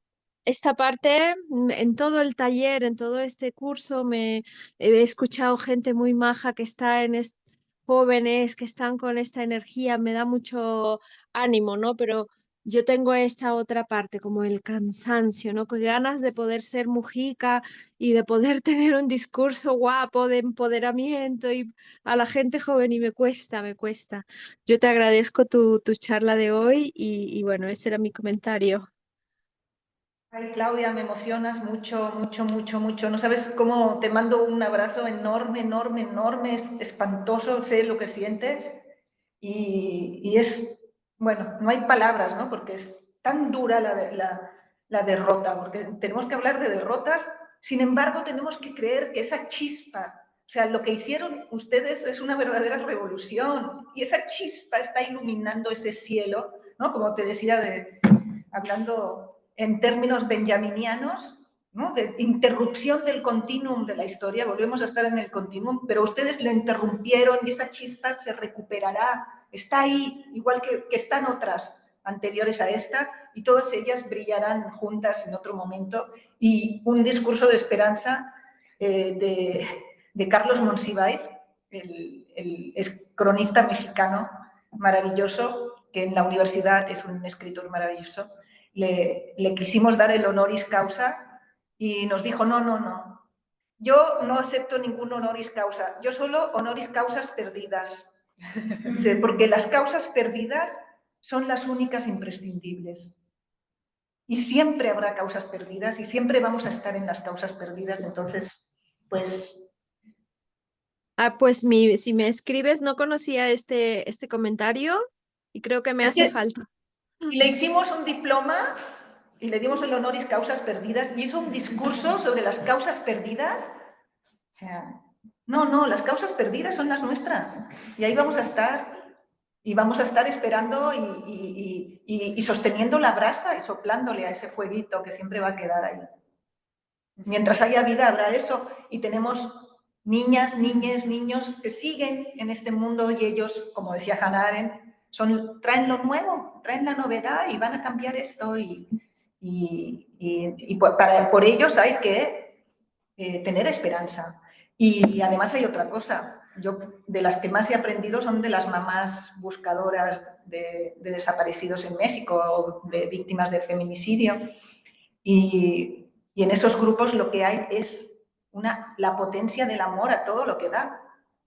La potencia del amor. O sea, dices, una cosa tan tremenda como haber perdido una hija, un hijo, y se juntan y dicen, ¿no? ¿Por qué los buscamos? Porque los amamos. Y entonces, un movimiento amorosísimo y en su interior es un movimiento que acuerpa, que abraza y que perseverar en la vida. Eso no queda de otra. Como es de difícil, ¿eh? A mí la migración y todo el proceso de vivir profesionalmente en Cataluña ha sido tan duro, que esto otro de Chile me ha venido así como un halo de tristeza. Bueno, te agradezco tus palabras. Sí. Es muy difícil la migración. Yo ahora estoy de regreso, pero sí es muy difícil. Y, pero bueno, eso es otro tema. Un abrazo.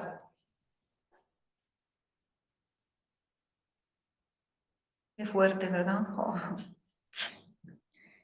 Sí, no, derrotes com aquesta, no? És com... Bueno, és que amb la Constitució es va anar massa lluny, no? O sigui, com simplificant molt. Però és com amb el feminisme també s'ha anat massa lluny. També es deia, no? 4 de cada 10 homes crec que deien això, que s'havia anat massa lluny. Ho estan dient ara, els Ho tornen cabrons. a dir. Sí, les cabrones, també algunes. Llavors, clar. En fi, sí.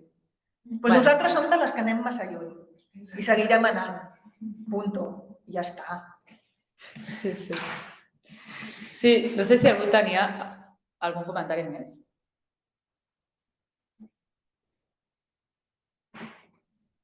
No?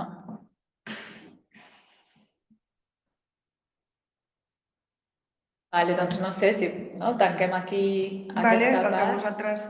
Sí. I sí, et deixem marxar si vols. No. Bueno, no, perquè era com comentar una mica el curs i això. Comenta, jo de xisme. Vale. No.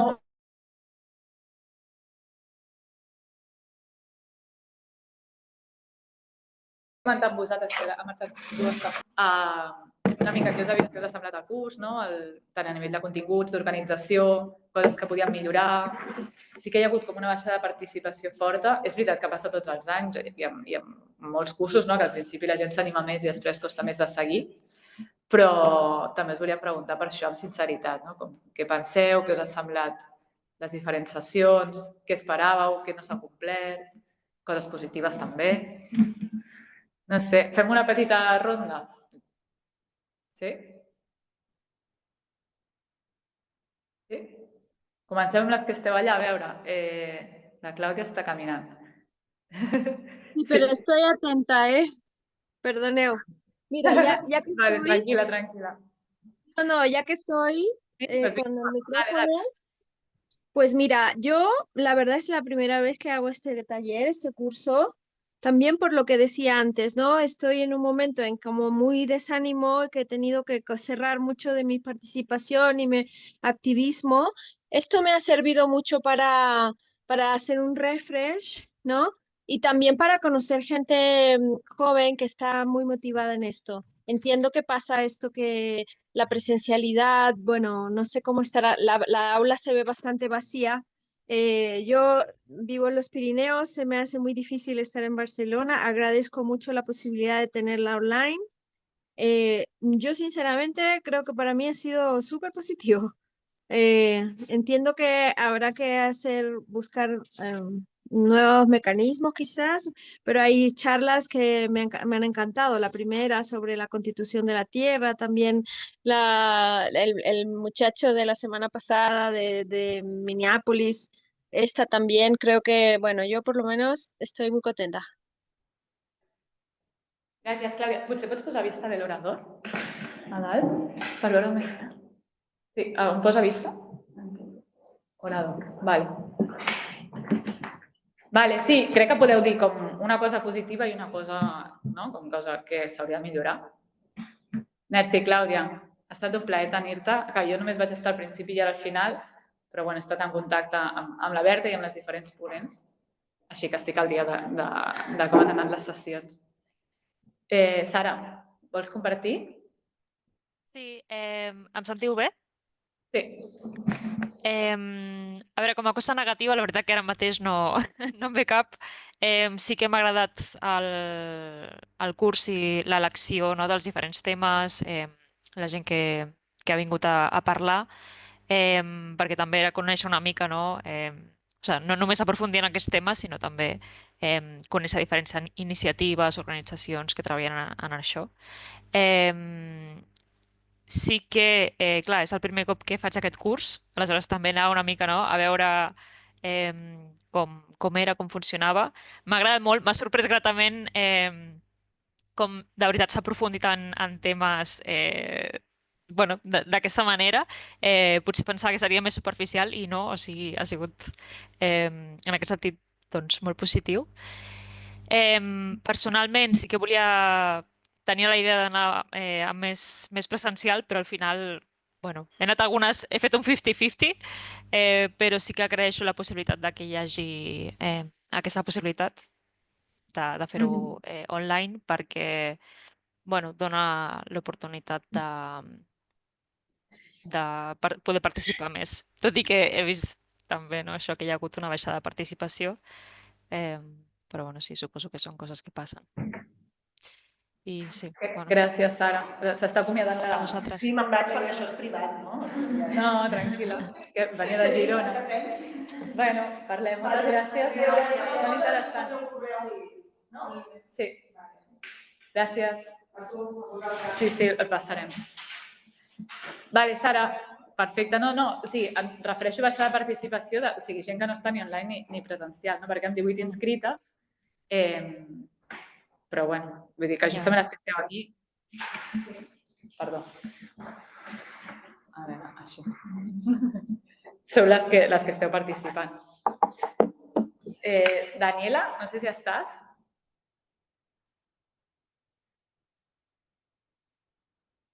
No sé si em sents, Daniela.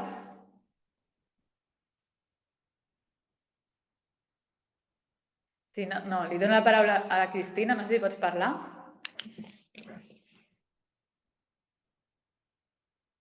Tampoc.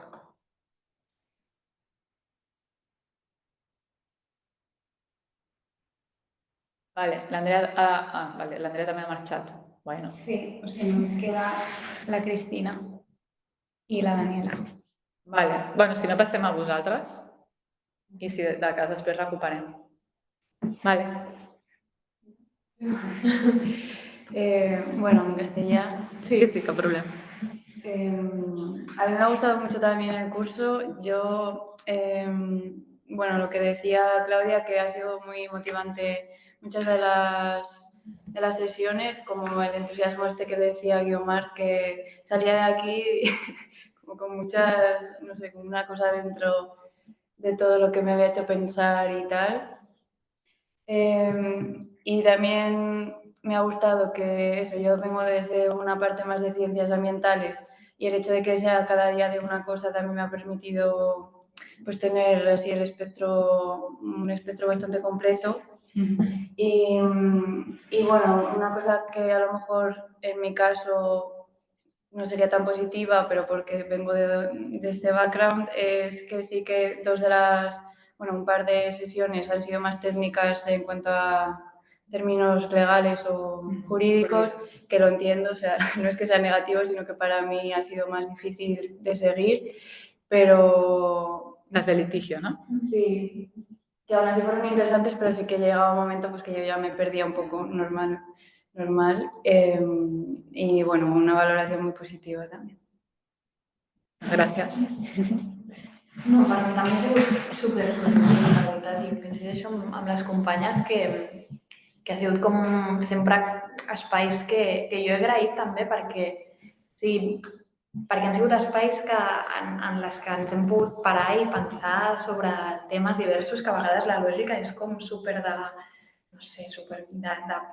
resultats i de fer un temari i d'anar com accelerades tota l'estona, i crec que s'ha generat com un espai on s'han parlat de moltes coses però amb més calma, com amb, no sé, jo he agraït com aquest tipus d'espai on evidentment jo he après moltíssimes coses que no sabia o he pogut pensar de temes que no havia tingut l'oportunitat com de pensar abans, però m'ha agradat també com aquesta manera, no? de posar en profunditat, però alhora com convidant sempre a la reflexió i emportant-te com idees a casa i no sé, i que amb aquesta sempre mirada esperançadora, tot i que la realitat és la que...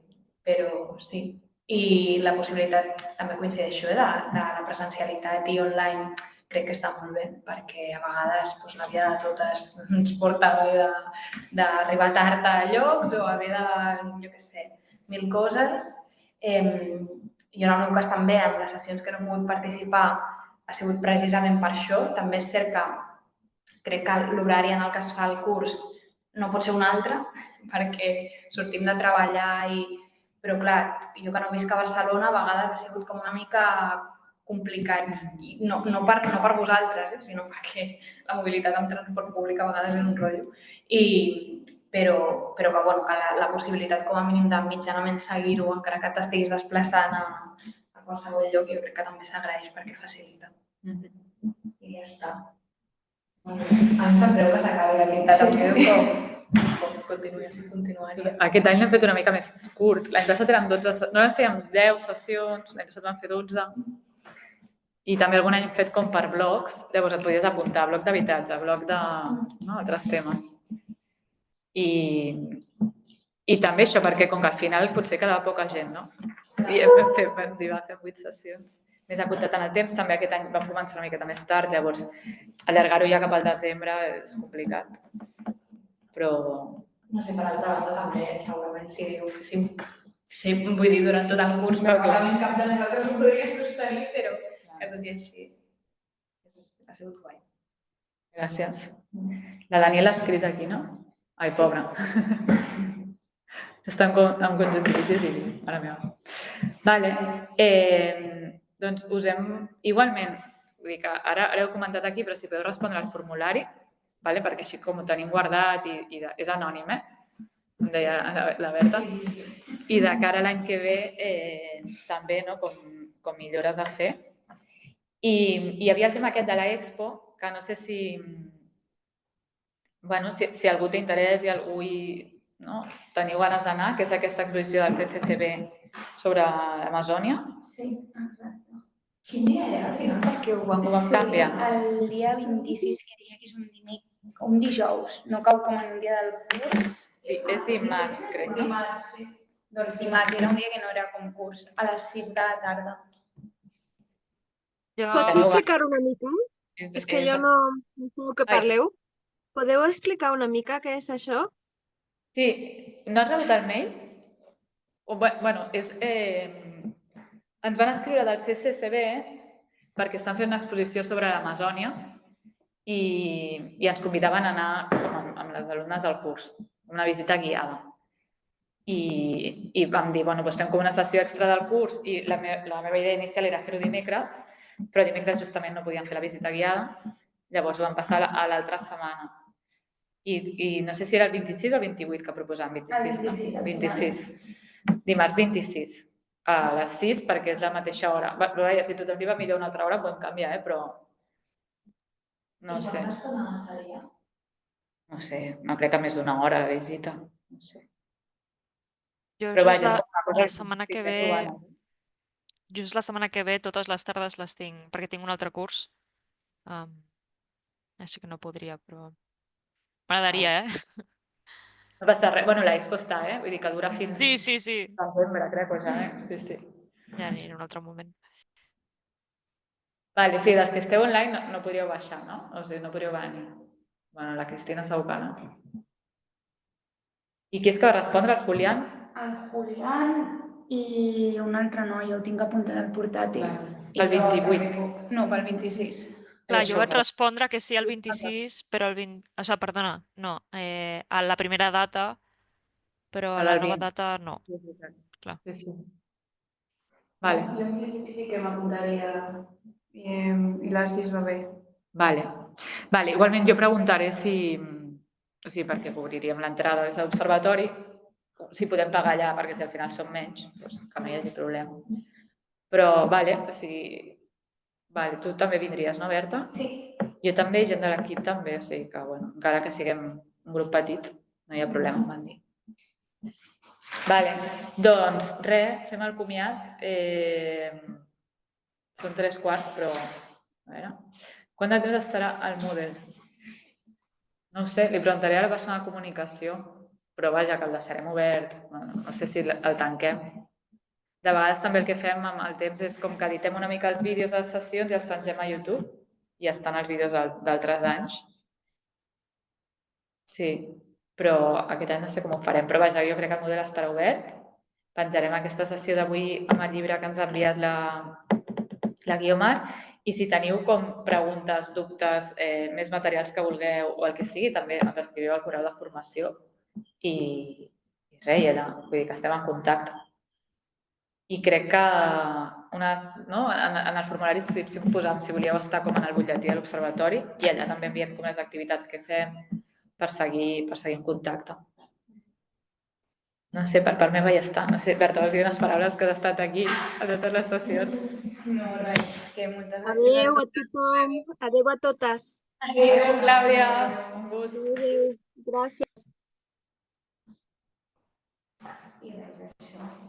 Jo també era la primera vegada que feia el curs, també he fet una mica de valoració i el que potser valoro més positivament ha sigut una mica la transversalitat dels temes, que és una mica el que han dit elles, que hem anat tocant com molt diferents temes i també des de perspectives diferents, perquè, per exemple, ara es poden fer molts cursos sobre feminisme, per exemple, però crec que, per exemple, la sessió que vam fer de feminisme més enfocada al tema de la comunicació i també com consumim i produïm nosaltres els continguts com a audiovisuals, doncs crec que era una perspectiva diferent. O, per exemple, el tema de la justícia alimentària i tot aquest tema, per mi era totalment desconegut i també va ser una manera de parlar de justícia climàtica, però des d'un punt molt més concret i també crec que molt local. Llavors, com aprofundint temes com més petits, que al final tots estan interconnectats, però a la vegada són temes més profuns i que potser a nivell general no es tracten tant, doncs crec que ha sigut molt xulo per donar una panoràmica, una perspectiva a el que són els drets socials, el que fa l'observatori al final. Llavors, jo això surto molt contenta, la veritat, i també, com deien, amb moltes noves coses al cap per anar pensant i païnt i reflexionant, i crec que amb els materials que estan penjats al Moodle i amb els apunts que hem anat fent, doncs serà un procés d'anar païnt tot. I suposo que ja sortiran idees i coses i que ja s'anirà fent. No sé, això. I gràcies a totes. Sí, hi ha hagut anys, el primer dia que hem fet com un curs com més específic sobre un tema i hi ha hagut anys que ha estat així, no? També algun any ens han dit, pensàvem que serien les sessions com més filades entre elles, no? Com un curs com més, no? Amb més continuïtat entre el professorat. Bueno, sí, quan ho vols fer divers és difícil, això, no? Diversitat de temes. Llavors, pel tema aquest, algun any això ho hem fet com més un bloc més de continguts més seguit i altres anys com aquest volíem fer una pinzellada de diferents temes que ens semblaven interessants. I res, que a nosaltres també ens ajuda a entrar en contacte amb gent interessant perquè a vegades vols... no sé, és l'excusa del curs, després ja has entrat en contacte i el convides a una xerrada, no? O així, vull dir que per nosaltres també és estimulant i pensar com plantejar les sessions també t'ajuda. O sigui que res, moltes gràcies i espero que ens tornem a trobar. Adéu. Gràcies, que vagi bé. Adéu. Adéu, adéu.